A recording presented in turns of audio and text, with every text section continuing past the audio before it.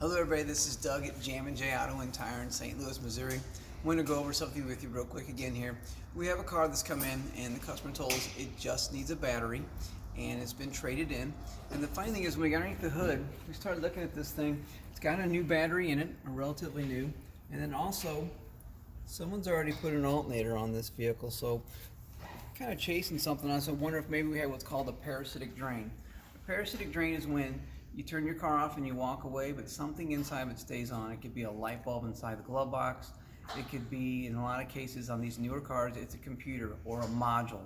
So I want you to look right here. This car right now is at 1.6 amps, which means if this car were to sit at this 1.6 amp draw, it will kill a battery in a day, maybe two.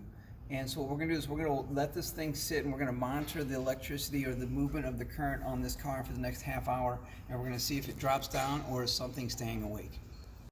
Alright, hey, we're back with you real quick, and just to show you that this thing is now jumped down to 367 milliamps on this thing, so we know that everything is shut off on this car.